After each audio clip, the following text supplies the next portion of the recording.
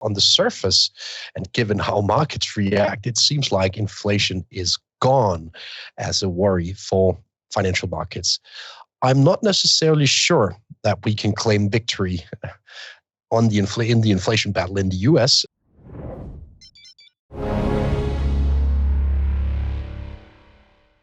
The signals are telling me that inflation is no longer a worry. Welcome to this live edition of Steno Signals here at Real Vision. My name is Andreas Steno, the host week in and week out of this show. And oh boy, we've had some action in inflation markets and of course in interest rate markets as a consequence of the inflation numbers out this week, both from the UK and the US.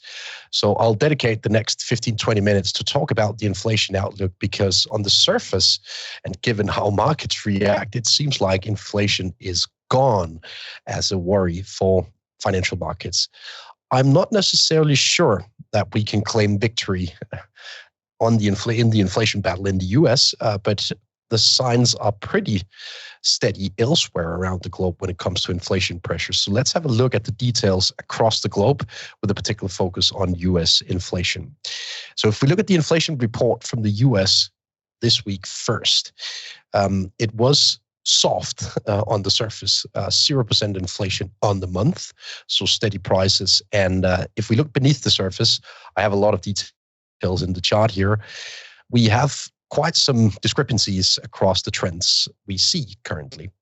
Obviously, energy was a major component in the disinflation this month. Energy sort of deducted 0.3 percentage points of the inflation number relative to a month ago. So energy was a large component behind this softness in the inflation report. Medical care services was another soft inflation component, not least due to the change of methodology from the Statistical Bureau. The cost of health insurance was down 35% year over year. Obviously, that's not the case in real life. It's driven by a change of methodology. So there are a few pros and cons in terms of expecting inflation to be gone as a worry in the US from here. First, if energy inflation returns, say in November and December, we'll be back at levels consistent with above 2% inflation very swiftly. Secondly, this medical care disinflation is probably not something that the Federal Reserve will accept, since we will not see the same drop in the PCE price index, since there will be no change to the methodology in that index. And we should remember that the PCE index is the ultimate target variable of the Federal Reserve. So ultimately, what I'm trying to say here is that I think it's too early to just claim victory against inflation in the US. The response that we see in dollar interest rate markets is probably a bit exaggerated here, especially in the front end, given these technical details around the inflation outlook in the US. If we look at the same chart on the inflation details from the UK, I'm probably a bit more inclined to say that we see broad-based disinflation in the United Kingdom.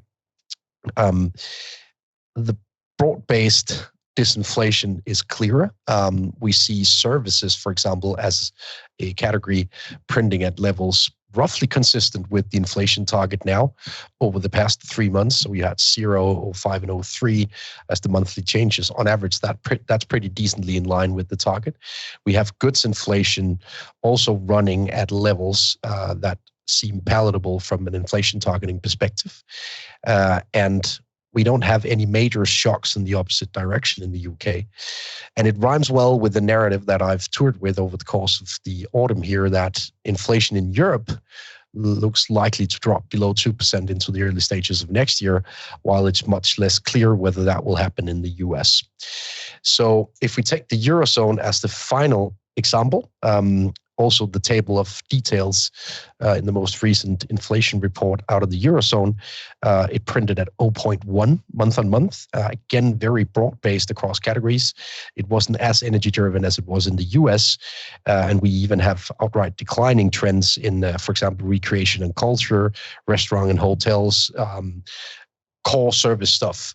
And the service inflation picture is obviously what worries the central bank the most. So I still think the scope for policy easing is much more present in Europe and in the United Kingdom relative to the US, even though it seems like it's a bit of a global trend right now that every central bank on earth is on pause. I think that narrative will be tested at some point over the course of the next 3 to 4 months in the US. Here's why. If we look at a chart on the path to 2% in the US first, it's a very simple scenario analysis, this chart that we'll bring up now with the paths of annual inflation given various monthly numbers. So take, for example, the black line, it is the scenario of 0.6% inflation on a monthly basis from here over the next 6 months. So as you can see, even with the light blue scenario, 0.1 percentage points of growth in inflation on a monthly basis, we will not get to 2% in 6 months from now. So it is a very tricky path ahead, and you basically need no inflation from here. So 0% inflation month after month after month over the next 6 months to get below 2%. And I still consider that very unlikely unless we get continued energy disinflation. I'll get back to why I consider that unlikely towards the end of the show. So the path is very tricky to that 2% level in the US. Is it feasible in the UK? Same chart with scenarios. And as you can see, the 0.1 percentage point change month on month brings inflation below 2% in the UK by early Q2 next year. And 0.1% inflation looks much more feasible in the UK than it does in the US, since it hasn't been as energy driven lately. And since we see that broad-based decline in the sort of momentum in prices, both across services and goods. So is it feasible that the UK gets to 2% inflation by, say, April next year? Well, I wouldn't rule it out, at least. I basically rule it out for the US. And when it comes to Europe, finally, or the Eurozone, rather, I think we should expect inflation to actually reach sub 2% levels, or at least levels very close to 2%, following a path of, say, 0.1 percentage points of growth per month. By March, April next year, given that path, we will be at plus minus 2%, so very close to target, meaning that the European Central Bank can probably cut interest rates by March or thereabout. So it also rhymes with my positioning in the portfolio right now. I'm long bonds in Europe, while in the US I'm a bit more selective on which bonds to buy, even though we've seen tremendous performance lately. We'll get back to the portfolio composition towards the end. And if we look at it in various forward-looking indicators, they do also rhyme with my view here that it will be trickier for the Federal Reserve to bring inflation to target relative to the developments in Europe. If we look at PPIs first, so essentially the price pressures in the producer leg of the supply chain, we do see quite a discrepancy between the development in the US and in the Eurozone. The Eurozone is the gray line here, printing at below minus 10%, so a substantial drop on a yearly basis. And we have the US running at above zero in sharp contrast to the developments elsewhere. So the automatic spillover from the producer leg to the consumer leg is not as crystal clear in the US as it is in Europe, where unless margins are widened materially, we will see disinflation, maybe even a risk of outright deflation in some categories as a consequence of lower input costs. Of course, this tide can turn if energy inflation returns with a vengeance. For now, it seems like a sort of an unlikely scenario, at least to the extent that we were used to in 21 and 22 in Europe. If we look at the US in isolation, I have a chart on the food prices relative to the producer leg. And I think what you should note in this chart, even though it looks very deflationary, is that we have seen a bottom forming in the producer leg in the US. In this particular case for fertilizers, of course, of relevance in everything related to foods production, chemicals, etc. We saw that bottom forming in October. And even though it has sort of flatlined since, it basically means that the impulse from weakness in producer prices is here and now. The impulse will not deliver into Q1 next year, as we've seen a bottom in price pressures for the producers. And that is the first sign of cyclical pressures building again in US inflation. And I think we should expect more of the same into next year. Hey everyone, have you yet checked out the incredible, groundbreaking new realvision platform? See, we've built something that allows you to live your financial life in one place. We bring together the knowledge, tools, and network to help you thrive in your financial journey. We've got AI tools to help expand your knowledge. We've got courses and education. We've got note-taking. We've got pricing and charting. And in addition, we've got obviously the world's best content, both on macro and crypto, to bring everything together. And in addition, you get access to the realvision network. That's our tens of thousands of members across the world where you can connect and chat to them about what really matters to you. Anyway, it's free, realvision.com. We'll see you there.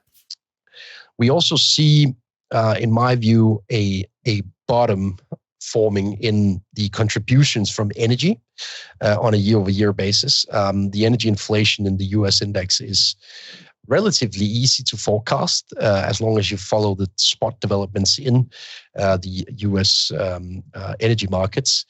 And again here, the bottom was likely found earlier this autumn, while the contributions will not be net negative on a sequential basis from here. So the easy disinflation is behind us. It was easy to get 7% to 3%. The tricky part is to get from 3 to 2 because you don't have those benign tailwinds from disinflation in energy, from disinflation in cyclical goods, and disinflation in the producer leg. We should also note that some of the early trends seen in, for example, used cars, they're also around a turning point now.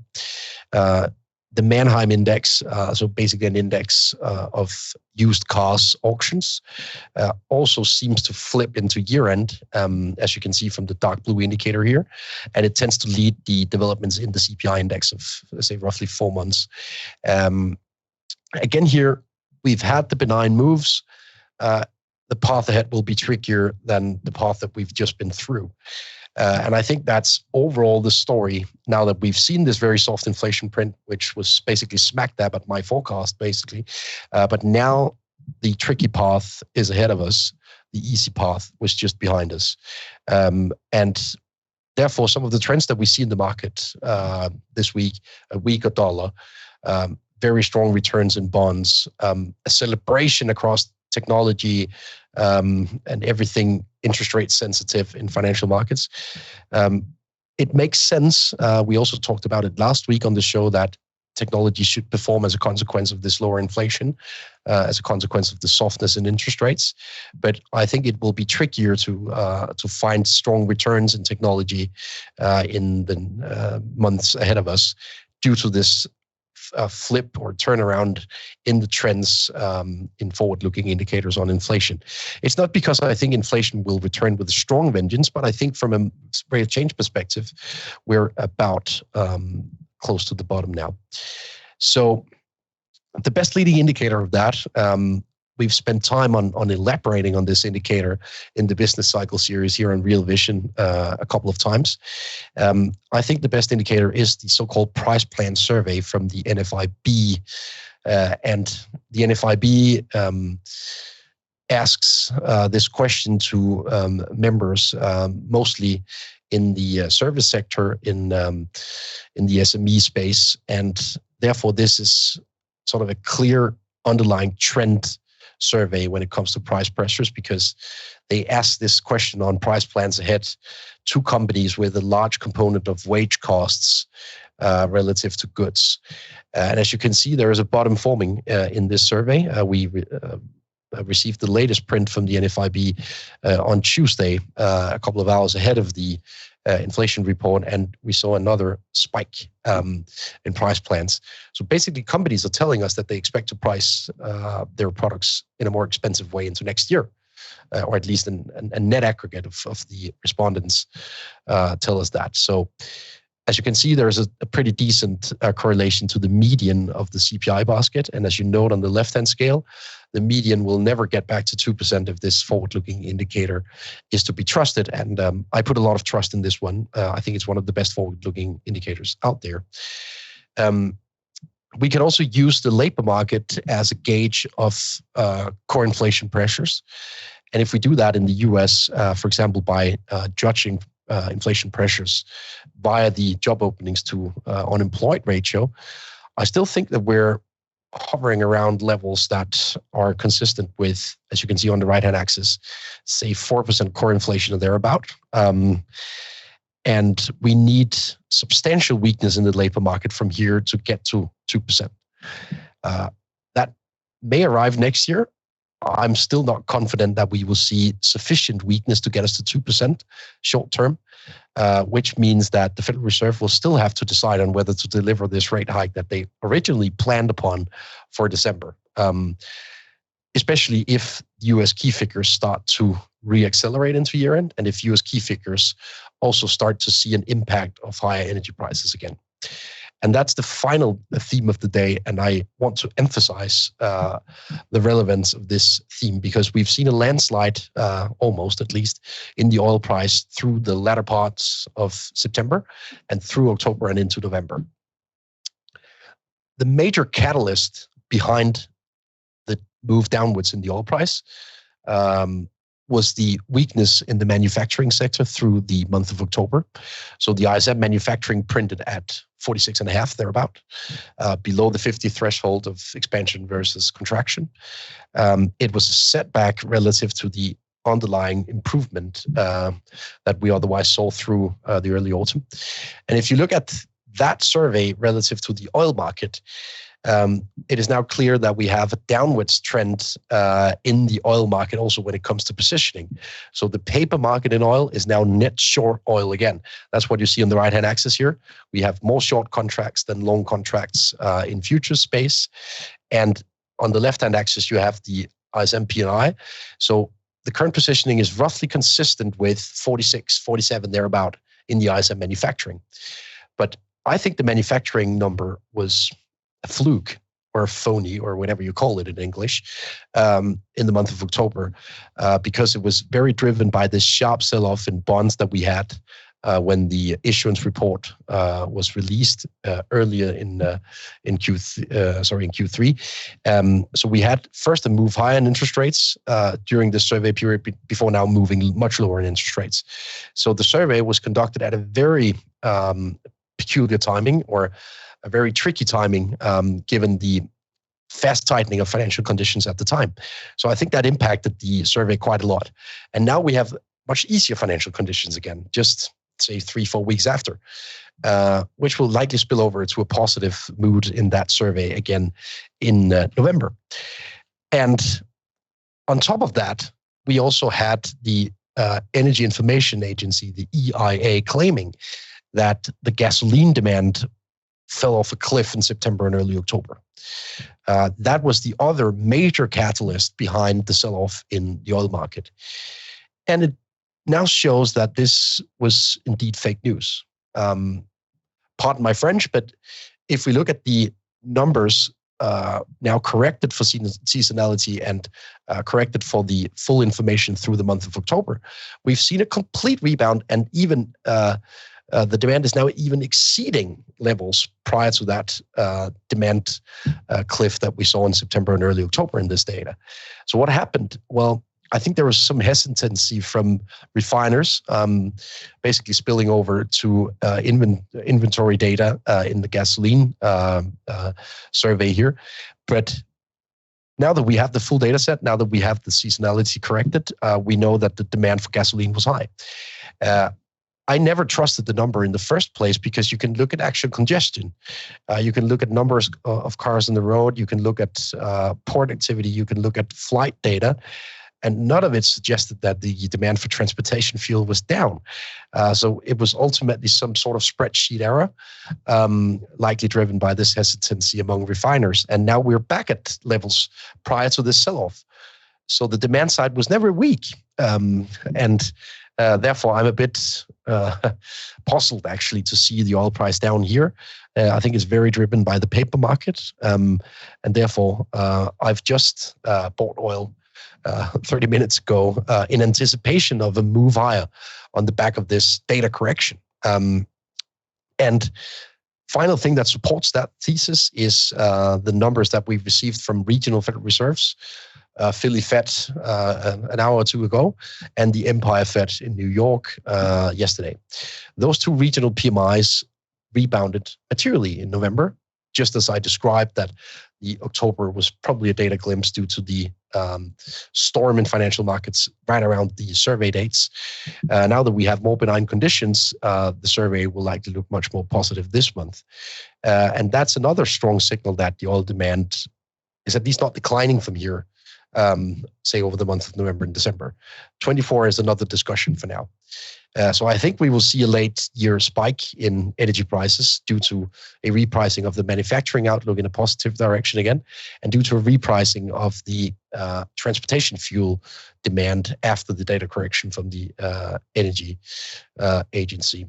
So my portfolio, and sorry, I haven't updated it with the latest purchase of oil here 30 minutes ago, but long oil and long duration in Europe, so long 20-year plus bonds in Europe, in anticipation of inflation reaching sub 2% levels early next year. And then in the US, I think the right move in bond space is to buy TIPS, so basically inflation protect treasuries. TIPS will perform if the inflation expectations go up, say alongside a small spike in the oil price, while the Federal Reserve will be hesitant sort of react to it. And I think that's a cocktail that seems very likely here.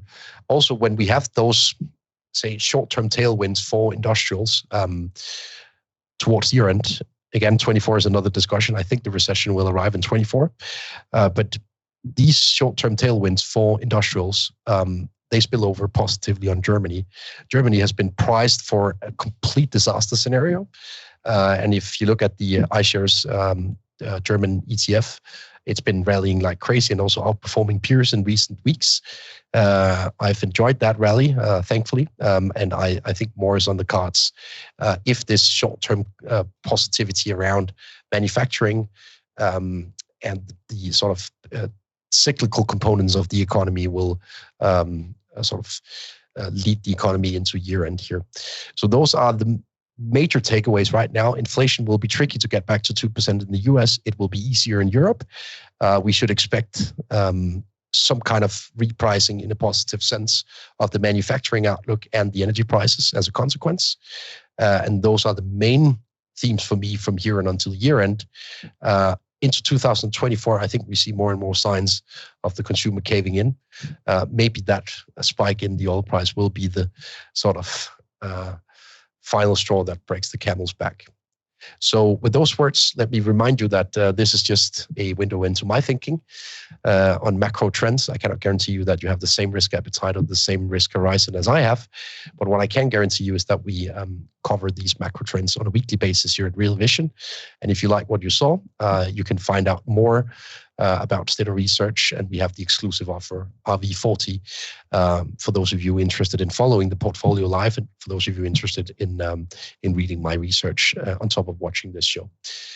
Thank you very much again for watching. If you have any comments or themes that you would like me to touch upon, please leave them in the comment section, and I'll make sure to include them in next week's show. See you again next week. We hope you enjoyed the video. At Real Vision, we help you understand the complex world of finance, business, and the global economy with in-depth analysis from real experts. Join the revolution at realvision.com.